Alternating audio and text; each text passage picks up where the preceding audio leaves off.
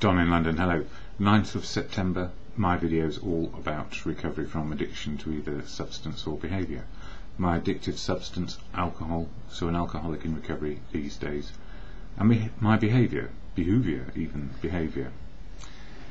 could be equally addictive around people, places and things. So a drink in hand, wanting to be in the right place with the right people, doing the right things and having the right things, a life full of wanting to be right with the world, rather than just covering my needs and being right with myself, and then being right with the world, as I can be, being true to myself.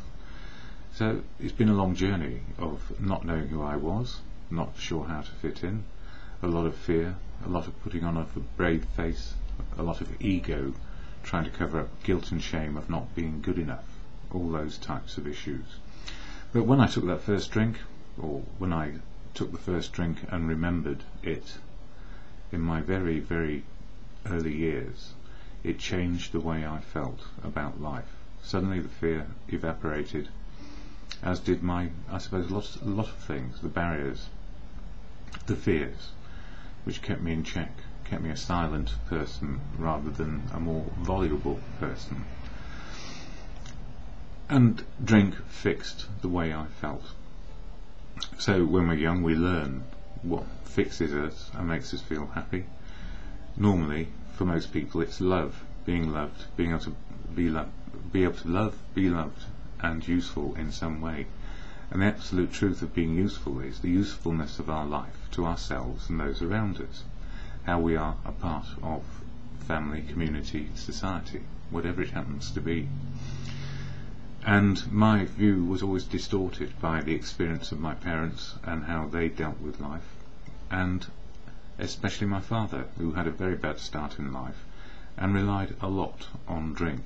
He was drink dependent and an addict, and that's true, even though I would suggest anyone today coming to that conclusion of being an addict or an alcoholic or addicted to anything needs to come to that conclusion themselves and then wonder what to do about it.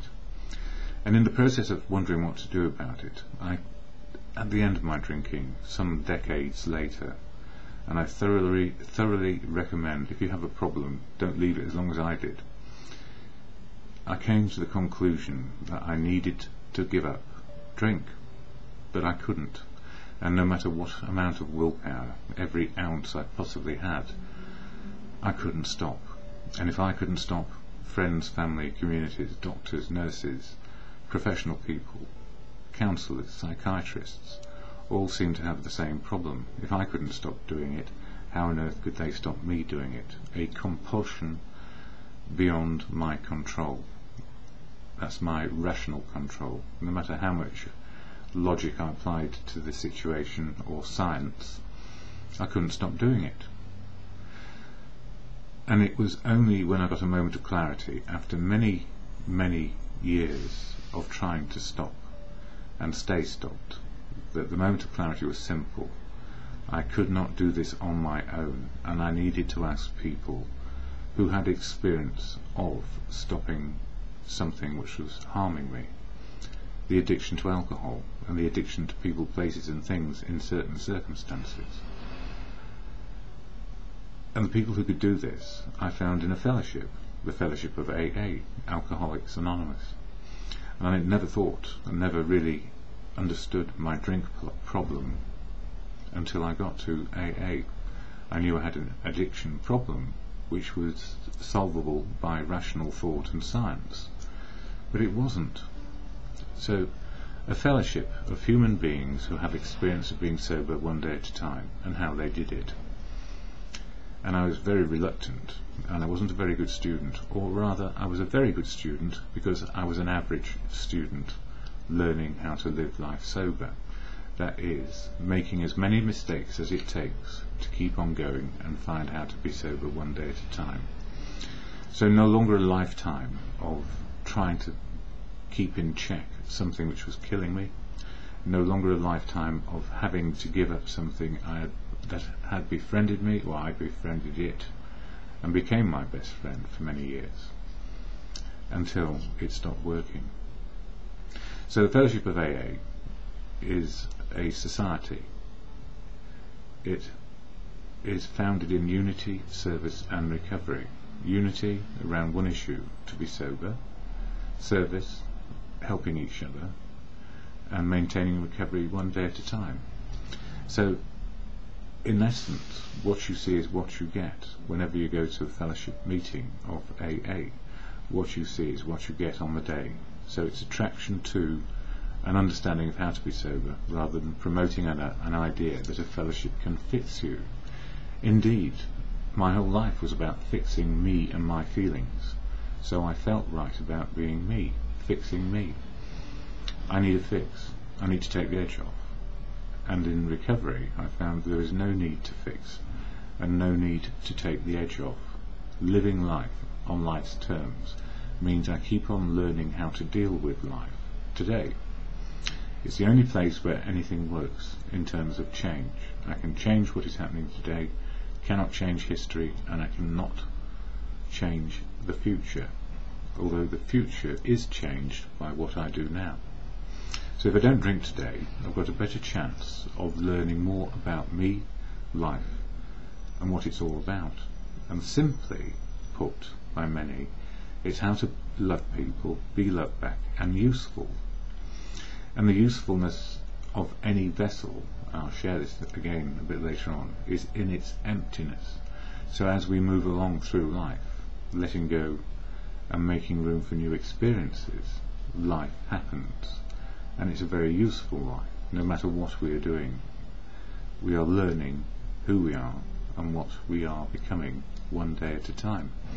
That's how we are designed, how nature works. It may be seasonal, and I guess people are seasonal as well.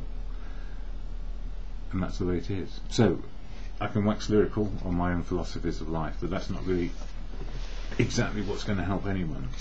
So these videos are about sharing experience, strength and hope of recovery, how AA helps me on a daily basis, how the 12-step program works on a daily basis, steps in action to keep me sober so I can live life, love, be loved and useful, as it may be. And it's not about comparing, because if I compare my life today from what it was before, it's changed completely. What I valued before was what other people valued to a large extent, and I joined in a regime of living which was not for me. These days my regime is more for me, what I can and cannot do today. So how does AA help me? Well, I'm going to share the AA preamble, which comes from this little card here. I read it rather than recite it, because if I'm reciting it, I'm trying to do it from memory rather than express what it means to me. So the way we say it is different. And I take the daily reading from this book, Daily Reflections, AA, which covers the 12 steps and 12 traditions. So it's 12 steps for an individual to be well, and then have the freedom to choose how to live, and the 12 traditions which hold the fellowship together. But mostly I concentrate on the steps, but the traditions are equally important. So I'll talk about that in a bit too. So I'm going to start with the AA preamble, then the daily reflections for today, and then how things have been going over the last 24 hours, and words from other years which I've put out there as part of videos and helping with people recovering from whatever addiction it may be. If it's not alcohol, it'll be something else, and there is a fellowship out there for it.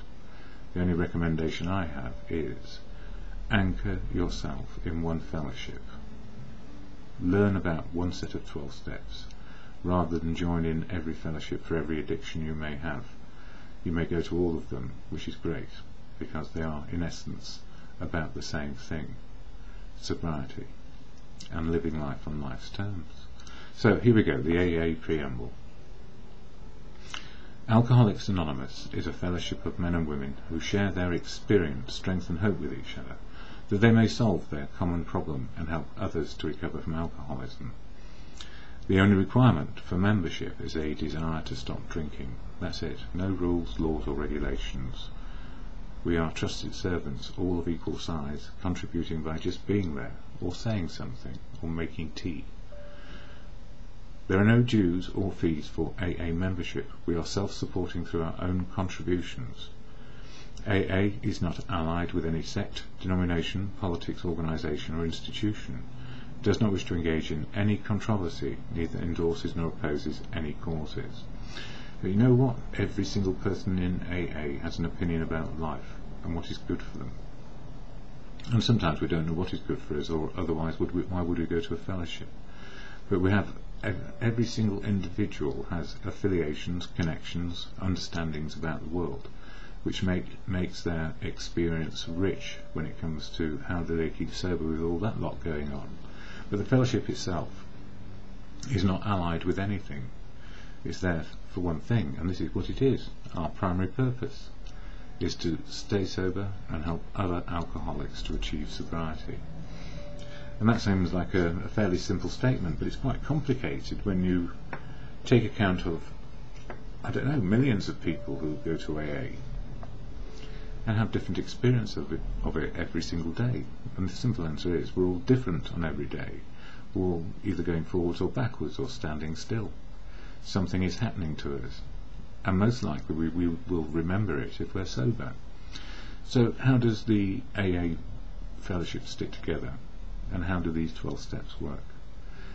By common understanding that it is important to stick together and work out how to be sober one day at a time. Primary purpose, share the message.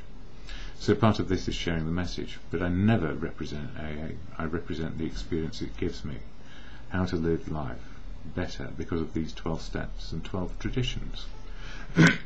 And the 12 traditions about unity, service and recovery help me simply because it helps me understand how to be in a community, a society, a fellowship, and then transfer all this into real life of living now. So from this little book, the grey book I just showed you, the daily reflections, this is today's, and it has step 9 at the back of it, 9th month, 9th step, and tradition. Excuse me. And September the 9th, 2 days from 9/11. Right? It's on my mind, it's on the mind of the whole world, I guess, if you watch the news at all. And what happened 10 years ago. And that sort of thing impacts on me, because I know exactly where I was when I saw in real time what happened. I still know exactly where I was. Anyway, the AA daily reflections for today. Opening new doors. The promises are being fulfilled among us, sometimes quickly, sometimes slowly. And that comes from the big book. The promises talked about this. Let's start again. The promises talked about in this passage are slowly coming to life for me. This is what it says in the book, the daily reflections. What has given me hope is putting step 9 into action. Step 9 is making amends and restitution where we can, without doing further harm. The step has allowed me to see and set goals for myself in recovery. Old habits and behaviours die hard. Working step 9 enables me to close the door on the drunk I was, and to open new avenues for myself as a sober alcoholic. Making direct amends is crucial for me, as I repair relationships and behaviour of the past. I am better able to live a new sober life. Although I have some years of sobriety, there are times when the old stuff from the past needs to be taken care of, and step 9 always works when I work it. So in the 8th step we made a list of people we had harmed and be willing to make amends to them all, restitution in whatever way was possible. That's just the willingness to do it, and then step 9 is doing that actual thing, the amends, providing it does no further harm. And part of that is self-harm and harming other people, emotionally, physically, and what may be spiritually, their ability to live free in the moment of now.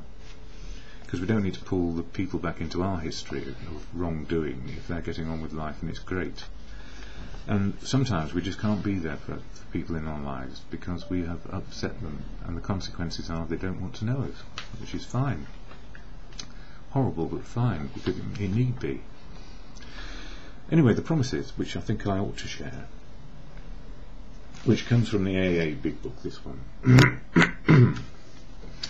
from the chapter Into Action, and it's on page 83 in the 4th edition for those who need refer to it. And the 4th edition, by the way, is on free online on the AA worldwide website, free to read online. So it's page 83, and it says here, if we are painstaking, and this is about step 9, making restitution and amends as we can. If we are painstaking about this phase of our development, we will be amazed before we are halfway through. We are going to know a new freedom and a new happiness. We will not regret the past, nor wish to shut the door on it. We will comprehend the word serenity, and we will know peace. No matter how far down the scale we have gone, we will see how our experience can benefit others. That feeling of uselessness and self-pity will disappear. We will lose interest in selfish things and gain interest in our fellows. Self-seeking will slip away. Our whole attitude and outlook upon life will change. Fear of people and of economic insecurity will leave us. We will intuitively know how to handle situations which used to baffle us. We will suddenly realize that God is doing for us what we could not do for ourselves. Are these extravagant promises? We think not. They are being fulfilled among us, sometimes quickly, sometimes slowly. They will always materialize if we work for them. And you know, it's an emotional, spiritual program. So the promises are to experience life in the moment of now by making amends and restitution as we can, and clearing up our wreckage of the past as best we can without doing further harm. We're not shutting the door on our life story, which informs us of what we can and cannot do today. So step 9 is crucial, as all the steps are, crucial in our emotional and spiritual development.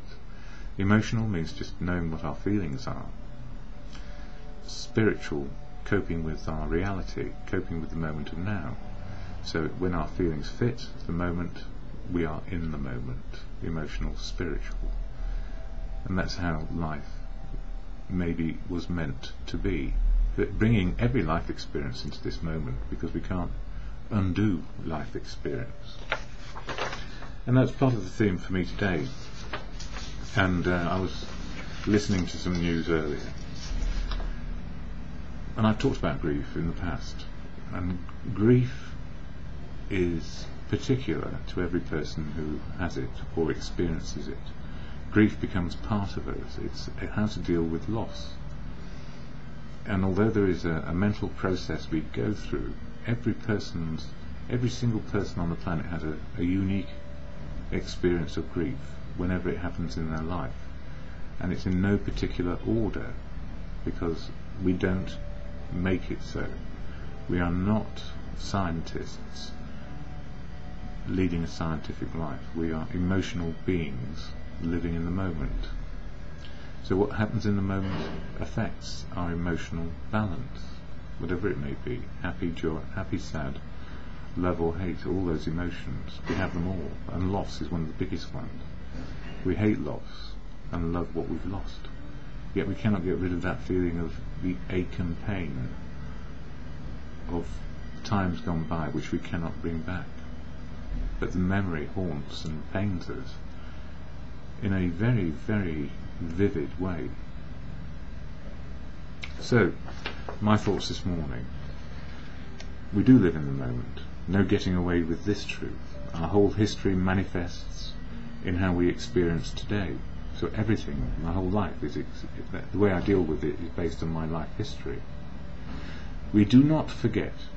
Memory helps us to experience life on life's terms. Reality, not fantasy. And yet fantasy and dreams inspire and motivate us to live.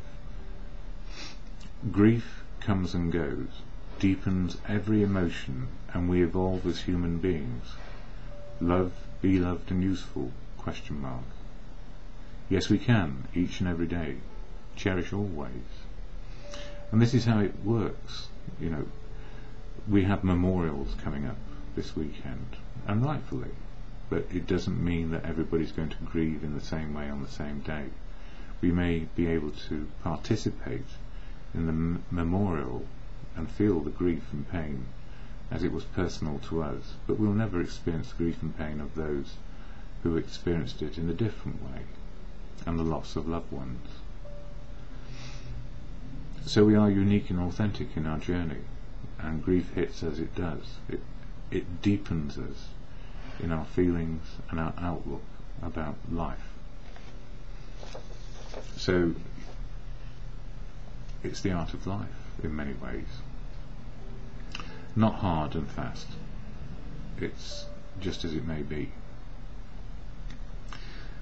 Again this morning, the fourth dimension is time. Being rocketed into the fourth dimension, to the here and now, may imply we let go of being stuck in our old ways, old habits and experiences relived over and over in our minds.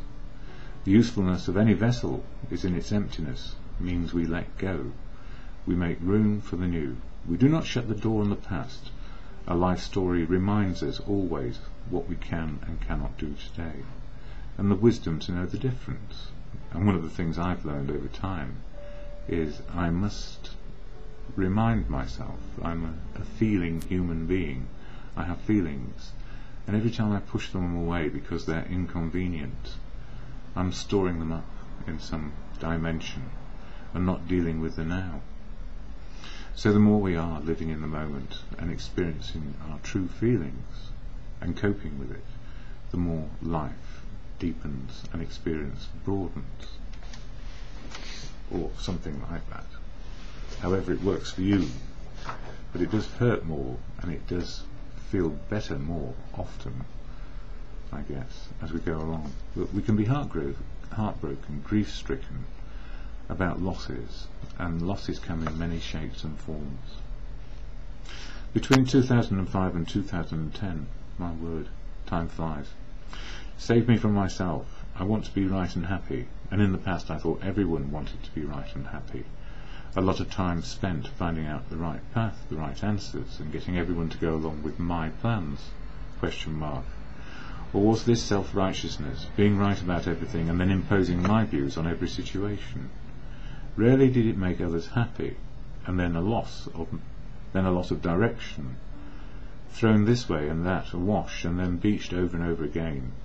Hard economics made me work at many things which were not always of my choosing. An underlying fear of being found out and not up to scratch always made me strive hard for success and approval in every element of living. So if I looked right, maybe I felt right, and it would be all right. Our cultures are riddled with manipulations in the world of work, business, and these ways hit our personal lives too. How we have to work. Success in the modern world is built upon being driven, and with each achievement comes another reward. Success for me led to success, always trying to be the best at everything, right and happy. The result, I might have been right some of the time, happy some of the time, and never sure all of the time. So I was never certain, paranoid in some way, looking over my shoulder, thinking what's going to get me. In recovery, we realise there is a different way to live and be happy. Happiness and serenity today. The elements change as life changes. And then dealing with every difficult situation is unique to each person on the planet. And of course the similarities we have help us understand the possible and the impossible. After decades of success, financial and material, rock bottom was painful because I had no clue I was at rock bottom, or why the world felt so desolate, empty and meaningless. Bleak and dark, black followed by fear, anxiety without respite for 2 years, and then depression set in, and it got worse back then, and could do again. lessons of life. And notwithstanding that, there were a lot of fun times in the drinking days that they wouldn't be fun again in the same way, because I'm different, deeper, broader, deft as a brush sometimes, but it's just me. I just don't want to drink ever again, but today will do. My old attitudes, my old behaviour, trusted ways to be successful, right and happy became nightmares, as each step taken towards being my old self crushed me inside. Drink. Alcohol was my trusted friend, oblivion my sanctuary and my prison. I was fortunate to have been revived. Well, I think I was fortunate. I was fortunate to have been revived, to live long enough to be happy when happy is possible, to be sad as sad experiences happen, and find out what is good for me today. My new attitudes are not about being right or happy, or knowing the answer today. Simply, life is about love and usefulness, to love, be loved back, and have something useful to do. What helps me each day is truth, love, and wisdom of others. And of course we learn about lies, hate, and the inexperience of others. We need to join in with those outlooks. We need not join in with those outlooks. We can say no to our old behaviour and old attitudes, and we can encounter old attitudes and behaviour in others. Simply we need not join in. We make better choices in the moment, sooner rather than later. It is part of being sober today. Cherish always. And breaking the habits of a lifetime, sometimes quickly and sometimes slowly. Yes, yes, and yes again. So easy to say yes, because people feel good when they say yes. And now I realise I can say no. An emphatic no is better than a half-hearted yes. More often than not, an emphatic, courteous no to some people and places keeps me sober today. And stability for today. It is so easy to be knocked off balance in real life situations. Every day we hit the ground running, and sometimes life gives us bruises as we encounter rocks and hard places. Even when situations can be hurtful, I can share the experience, express my feelings, learn wisdom, hear and listen in fellowship, and be more human every day. A human becoming more human, rather than a human doing things, be a human living and being part of things. And very much a theme from last night's meeting, which impacted on me, listening, which was about human doing and human being, and the usefulness of me is emptying out the rubbish. It's like doing a waste disposal in my head. Let go of those things which don't help me anymore, so I have room for things which may help me in the today and in the future. But they only ever work today, so the tools of life, maybe I'm a tool in life, who knows, schmuck, it doesn't matter. Some of the time I must be, otherwise life wouldn't be worth living if I didn't laugh at myself for being human. And the excitement of learning again, that it's okay to be a learner. There is no shame and guilt in not knowing. I guess the shame and guilt is covering up not knowing. So if someone says, do you know about X or Y? And I say, no, I don't know, it's beyond my life experience. People may look at me strangely and say, you've got to your age and you just don't know those basic things about how to live. Well, the answer is, if the life experience never happened, ignorance is not bliss, but you don't have to be chastised for it. So if you're being pulled up on it in a humorous way, go with it. But if somebody's judging you for not knowing something, which is probably fundamental to living, you can say, listen, it's not part of my life experience, but it's part of your life experience. Tell me about it. Or better still, in fellowship we just share experience, strength and hope, and you pick over what is good for you, and I will pick on what is good for me. And I love my after 8 meeting on a Thursday night. People share who have more than 8 years experience and what it's like to live in later sobriety, and the answer always comes back, it's like the first day. As long as I keep on learning something useful today about and know more about who I am before as I go to bed. tonight, and I've been able to keep on in a focused way around being sober so I can live life as happily or as sadly as it will be, then it's working. After all, the greatest gift is to live in reality, not take every human behaviour works better if we keep on learning about it, but if we have to get completely spangled or smashed, or I don't know what the cool words are these days, just get drunk to experience life, to be happy, we're in a stupor or a torpor in my case, and I don't want to be doing that. Life and time has become precious,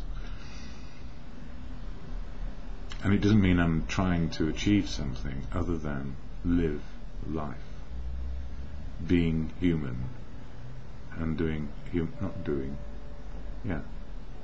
a human being me, as I hope you will be you today. Anyway, enough of me. Time for the Serenity Prayer. I think I may be catching something that's going around in London, a throat infection, which is not good in my case. It can cause me quite a lot of disturbance. But anyway, the Serenity Prayer, and I can't worry about what hasn't already happened. The Serenity Prayer, or meditation, to whatever you choose, to good conscience, a higher power, to God. The God of your understanding may be quite different from 6.5 billion other people on the planet. Or no God. It's the can-do. I can change my attitude and behaviour today. Can't do. I can't change your attitude and behaviour today. And learning the wisdom to know the difference on a daily basis. Or in the moment. The Serenity Prayer. So it can be to God or in good conscience, or just a meditation, or can do, can't do, wisdom to know the difference. I can change me, I can't change you. I don't want to change you. That's for you to do in whatever direction is right and appropriate for you. And it will always be unique and authentic, this life experience that we're having, all in different places but all in the same moment.